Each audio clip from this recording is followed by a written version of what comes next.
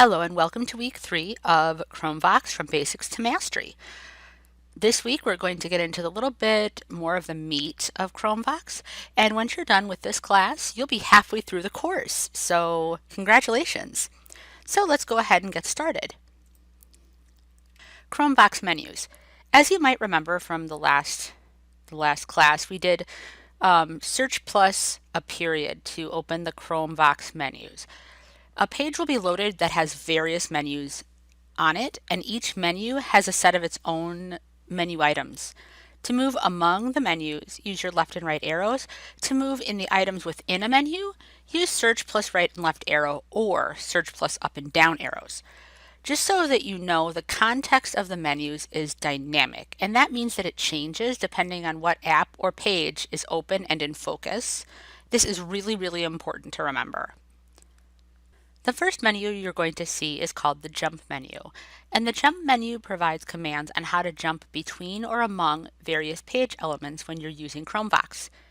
Each menu item names the action that will be performed followed by the keyboard shortcut. You can simply press enter at that point and the jump command will be activated in most cases, but it is much more efficient to memorize as many of these commands as possible and simply initiate the keystroke as needed. I do realize there are 63 menu items here, but if you begin to work on those that are the most common and just kind of begin to build your repertoire from there and then continue on and just initiate those keystrokes over time, you'll be surprised at exactly how fast you learn to incorporate these. The next menu is the speech menu, and the speech menu provides commands on the speech and verbosity adjustment, as well as commands for ChromeVox to announce information that's such as the battery percentage. Each menu item names the action that will be performed followed by the keyboard shortcut. And there are 15 items in this menu, but what I really want to focus on is to take one of these and show you how the layered keystrokes are written out in this menu. For example, I'm going to let's take a cycle typing echo. So what you're going to do is a cycle typing echo, what it says is ChromeVox plus A and then a greater than sign and the letter T.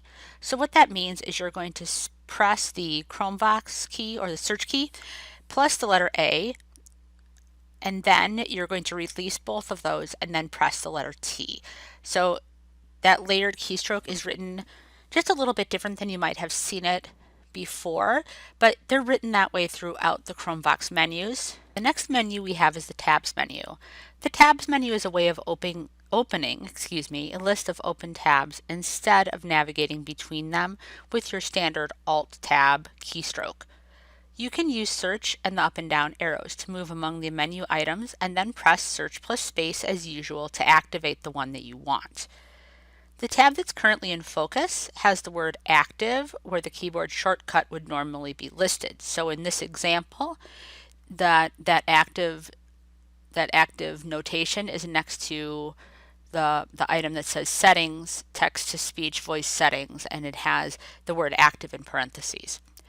There is no set number of items on this menu because it literally depends on how many tabs are open on your Chromebook. And also, just as a note, at the very top, there is an option to open a new tab should you desire to do so in the menus. Now you've got the ChromeVox menu within the ChromeVox menus. So that's kind of an odd one. But the ChromeVox menu itself provides a way for you to find keyboard shortcuts to open settings that are specific to ChromeVox. You're going to use, as per usual, your up and down key with the search key to move among the menu items, and you're going to press search plus space to activate the one that you would like to activate. Again, we recommend that kind of trying to remember those keystrokes so that you don't have to keep going through these menus this way, but this is definitely a backup way of doing it if you don't happen to be able to memorize or have those memorized yet. As with the other menus, if the item in ChromeVox menu is activated with your search plus space, then the action will be executed. There are 12 items in this menu. It is not a dynamic menu. This is the Actions menu, and it provides a list of possible actions or interactions. Use search plus up or down arrows to move between those items, and as usual, search plus space to activate the one that you want. There are only 2 items in this particular menu, but it's possible that if more actions would be available, then more would appear. This is probably one of those semi-dynamic menus we've talked about. Like, it only shows the active options in the window that I have in focus, but if more actions were available, they might show up in this particular spot. The ChromeVox headings menu. This is one of the big examples of menus that are going to be dynamic. The Headings menu provides a list of headings in your current active tab or window. Therefore, the headings listed will vary based on that information. You can open this menu more quickly using Search Control plus H if you want. The 2 examples provided in the screenshot are a little different. The example on the left is what appears in the Headings menu when the ChromeVox Options is in focus, but the example on the right is what appears in the Headings menu when the WCBVI website is the current active tab. So again, these will change. The Landmarks menu provides a list of landmarks on the current active tab or window. As with the Headings menu, the landmarks listed will vary based on the information in the window or active window in focus. You can open this menu quickly using Search plus Control plus a semicolon. There will be times when there are no items in this Landmarks menu, and that is totally fine. The example here is what appears in the Landmarks menu when the WCBVI website is the current active tab. The Links menu. And you're going to see this quite a bit. As the name suggests, the Links menu provides a list of the links in the current active tab or window. As with the Headings and Landmarks menu, the links that are listed will vary based on that information. You can open this menu more quickly and easily by using Search plus Control plus the letter L. As with previous slides, navigating between or among the menu items is easy and can be done with Search and the arrow keys. When the item is activated with Search plus space, ChromeVox will navigate you to the location of the link on the current active web page and place the ChromeVox cursor on top of it. It will not activate the link. You must do that on your own by pressing Search plus space if you want to open the link that is in focus. So you have to select it sort of twice. Select it from the menu, and then once the menu closes and you are navigated to that link, you will need to press Search plus space again. The Forms menu provides a list of forms in the current active tab or window. As has been the theme in the last couple of slides, you'll see that the forms listed are going to vary based on the tab or the window that's currently in focus. And you can open this menu directly using Search plus Control plus F. As with the previous slides, navigating between or among menu items can be done using the Search and the arrow keys. When the menu item is activated, ChromeVox will navigate you to the location of that form on the current active web page and place the ChromeVox cursor on top of it. But again, just like with the Links menu, it will not enter the form. You have to do so yourself by pressing Search plus space in order to get into that Forms mode dialog box. There are also some other items in this menu, such as buttons, that are located in your shelf and systems area, but it's important to kind of know that those will more than likely be in this menu. The Tables menu is the rightmost and the final menu, and that's in the ChromeVox menu area. It provides a list of tables in the currently selected tab or window, and as usual, it is dynamic text, so it will be changing based on what's in focus. Again, you can open this menu very easily using Search Control plus T. As with the previous slides, navigating between or among the menu items are using your search plus arrow keys, and when the item is activated, ChromeVox will navigate you to the location of that table and place the ChromeVox cursor on it. That's it for the ChromeVox menus. The next thing I want to talk to you about is sticky mode, and we have touched on this very briefly. Sticky mode is a way of entering ChromeVox commands without needing to hold down that search key while typing the accompanying letter. If sticky mode is on, for example, and you wanted to select an item, you would only need to press the space bar and not search plus space. To enable and disable sticky mode, you're going to press search twice quickly. You will need to disable sticky mode when you're in edit boxes and at other times occasionally. So it's important to remember that when you have it turned on, the first thing that if something is not working, try to make sure that sticky mode is turned off. The next thing we're going to look at briefly is reading versus navigating. Most ChromeVox commands you're going to use will navigate the cursor, but some will not. So it's important to know the difference. So navigating is when the visible cursor moves, and that's probably the most simple definition for people who can see the visible cursor. Navigating is when that visible cursor or the cursor that would normally permit you to edit is moving. Reading is when the visible cursor doesn't actually move. So for example, if you are reading a bit of text and you're reading down further and then you decide to press down arrow because you want to skip something, if you're reading, that down arrow hasn't been following you. Your cursor has not been following what you're reading, and you might be, quite a bit farther up than you had maybe originally suspected that you were.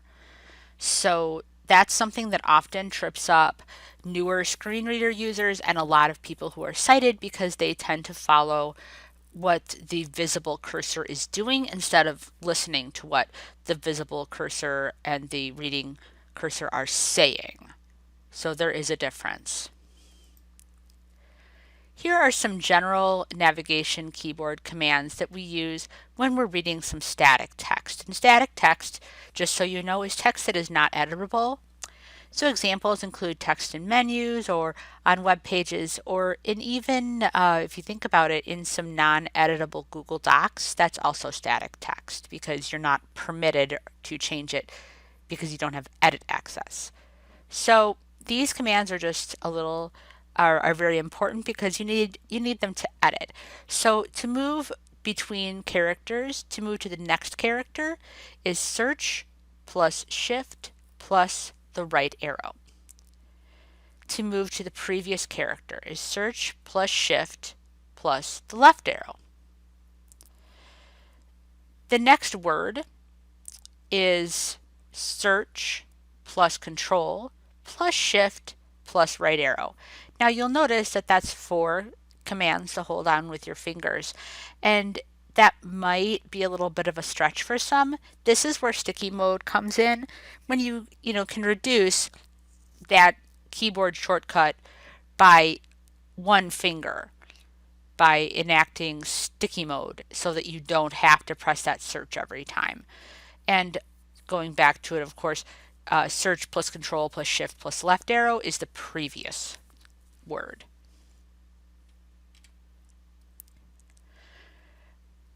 There are some other general keyboard commands. Search, control, and left arrow will jump you to the top of the page.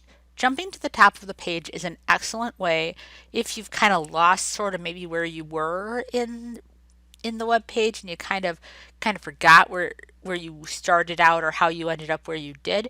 You can certainly jump back to the top of the page with, again, search, control, and left arrow.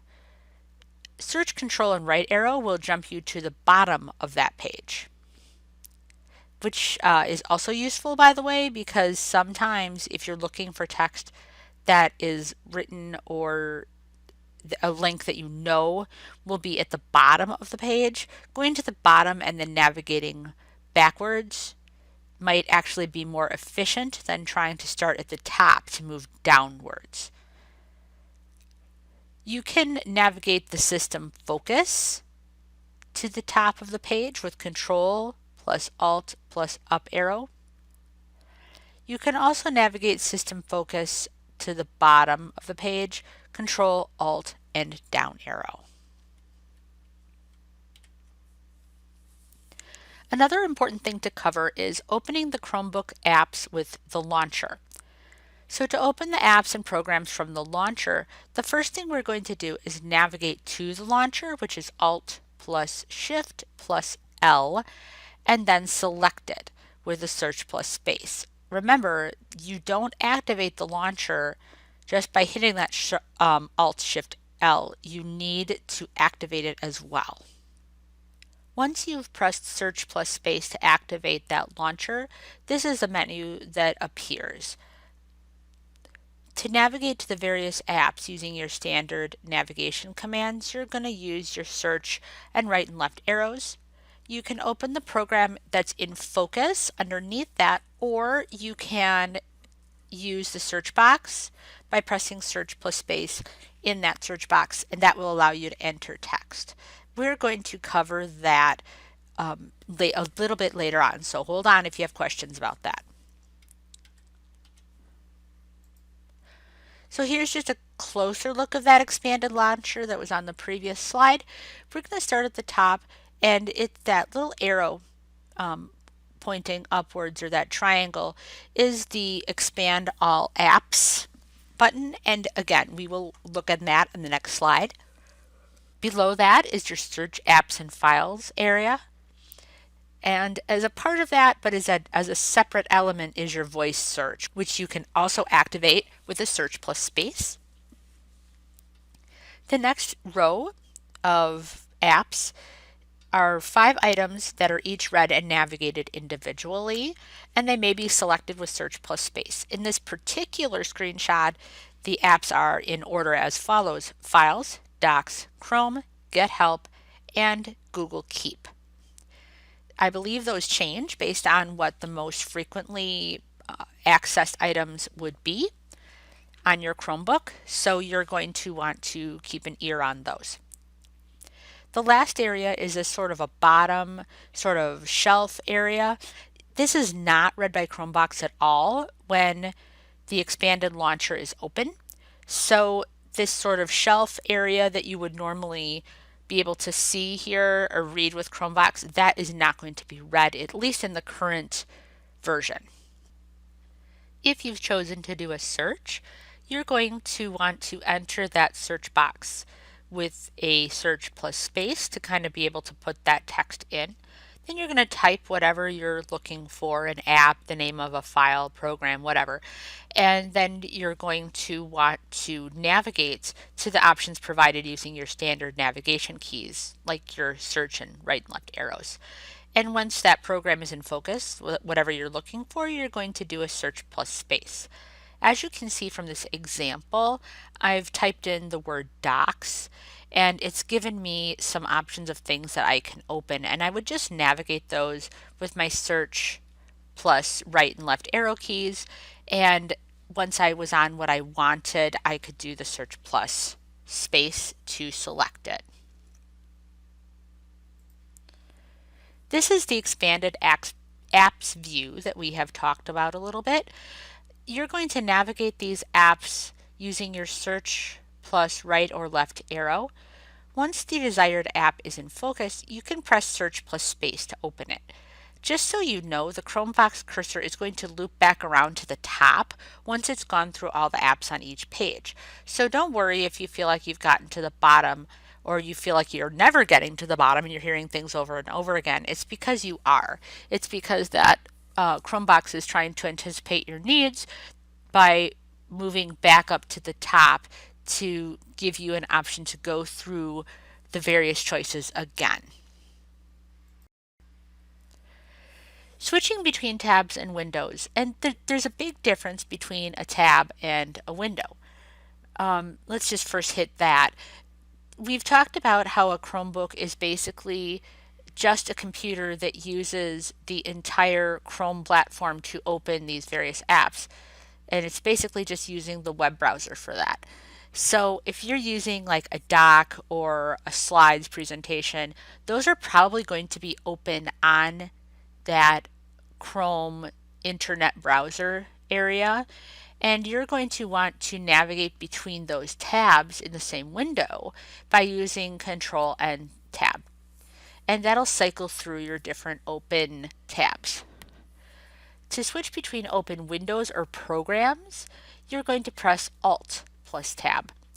And a different program that might be open besides the Chrome browser might be the settings or another app you may have downloaded from the Chrome store. Closing windows is also important. All apps and programs, as we've said before, on a Chromebook are internet browsers and they're used in the Chrome browser. To close an open tab, the command is Control plus W, but if you want to close an open window, the command is slightly different. You add a shift, so the command is Shift plus Control plus W. There. So now you're halfway through. So if you have any questions, please make sure to email me or save them, write them down and save them for the next time we have class. Feedback is appreciated and welcome. It's also very important to make sure that you express your questions because if you have that question, chances are one of your classmates does as well. Remember, I'm always available by email or phone if you have questions in between classes. So until next time, have a great day.